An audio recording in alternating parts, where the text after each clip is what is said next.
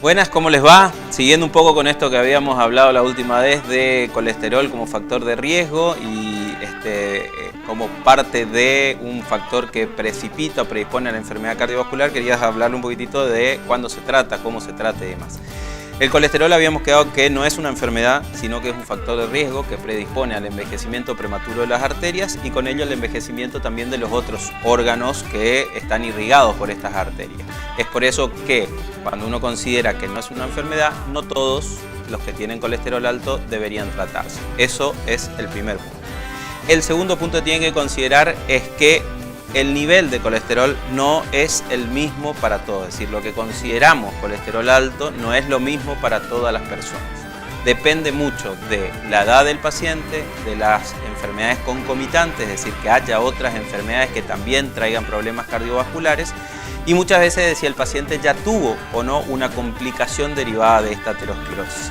Cuanto más riesgo tiene el paciente, es decir, cuanto más edad tiene, cuanto más enfermedades concomitantes tiene, o si ya tuvo un evento cardiovascular derivado de la complicación por el colesterol alto, como puede ser un accidente cerebrovascular o un infarto, esos pacientes se les pide que tengan cada vez un colesterol malo más bajo. Es decir, lo que para un paciente sano, normal y joven puede ser normal un colesterol malo de hasta 160, para un paciente que ya tuvo un infarto, uno le pide que el colesterol malo esté por debajo de 70. Es decir, que los valores que consideramos normales son diferentes para cada persona. Eso es muy importante que lo tomen en cuenta.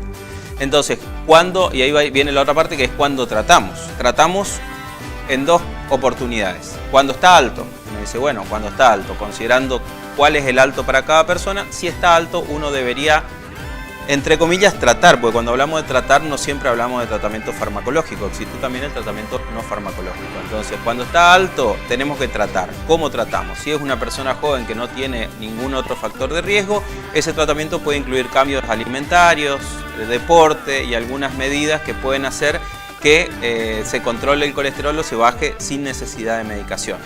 En esto entran algunos suplementos de omega 3 y otras cosas que son incluso de venta libre y que ayudan a que se baje el colesterol. Por supuesto que cuando uno habla de tratamiento, por ejemplo, de hábitos alimentarios, de cambios en el hábito alimentario, la mayoría de las veces uno trata de que sea guiado por algún especialista en eso, nutricionista y demás, para que ayude al paciente a que transite ese camino de una forma mucho más fácil.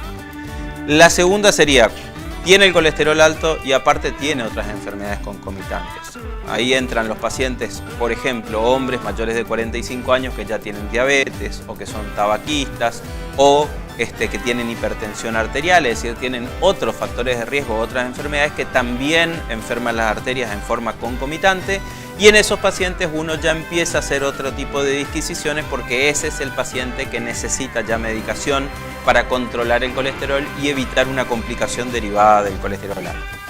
En ese paciente uno a veces puede decir, bajamos el colesterol y cuando le cambio el perfil de riesgo deja de fumar, a lo mejor la hipertensión está controlada y demás.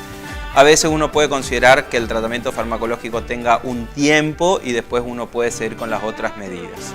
Ahora, la tercera opción, que es el paciente que tiene colesterol alto o incluso tiene colesterol normal, pero ya tuvo una complicación derivada de ese colesterol alto, un accidente cerebrovascular, un infarto, alguna enfermedad arterial de las piernas u otras, ese paciente tiene indicación de tomar medicación para el colesterol de por vida e incluso independientemente de los valores de colesterol que tiene.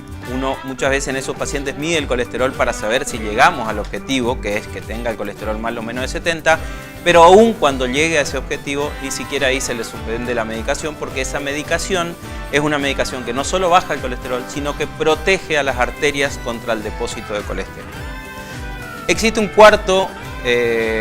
una cuarta situación que es pacientes jóvenes sin enfermedad o pacientes con enfermedad y demás que tienen un colesterol malo extremadamente alto.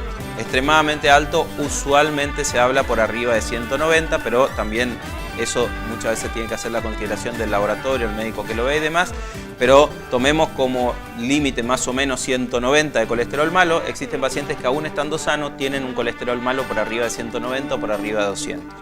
Esos pacientes, independientemente de que tengan o no otra enfermedad, ya están en riesgo de sufrir un evento cardiovascular, y en esos pacientes sí es muy importante que empiecen tratamiento farmacológico independientemente de la edad, de que tengan otras enfermedades y demás. Entonces, como pueden ver, hay ciertas consideraciones extras que uno hace casi siempre cuando tiene el paciente con colesterol alto, y no solamente tomando el valor de laboratorio, que es lo que la mayoría de la gente muchas veces le presta más atención. No tomemos solo el valor de colesterol en el laboratorio, no tomemos solo la cifra es una cosa que orienta, pero en realidad el perfil de riesgo del paciente evaluado por el médico tomando otros factores de riesgo, otras enfermedades concomitantes y demás, son los que guían realmente el tratamiento del paciente con colesterol alto. Este colesterol alto, por otro lado, tenemos que saber que la prevención siempre es lo que prima. Casi siempre uno en la cardiología hace mucho tiempo, y lo venimos charlando en las otras emisiones, se abocó, nos centramos en lo que es la prevención cardiovascular, es decir, tratar de que el paciente no llegue a la situación de que tenga el factor de riesgo o que tenga la enfermedad, sino tratar de intervenir antes, cuando el paciente es sano, para lograr que ese paciente no desarrolle el factor de riesgo. Y en este caso, el cambio en el hábito alimentario y la actividad física es una cosa muy importante para prevenir el desarrollo de lo que llamamos usualmente hipercolesterolemia o colesterol alto, o dislipemia también se llama, y es así de que en este momento tratamos de que el paciente empiece a hacer actividad física y trate de hacer cambios alimentarios en el hábito alimentario mucho antes de que se empiece a controlar incluso el colesterol para saber si lo tiene alto. Bueno, en general fueron algunas de los aspectos más importantes de lo que es la dislipemia del colesterol como factor de riesgo. Cualquier cosa, estamos acá para responder alguna duda que le quede a alguno, y si no, nos estaremos viendo en el próximo para tratar algún otro factor de riesgo. Hasta luego.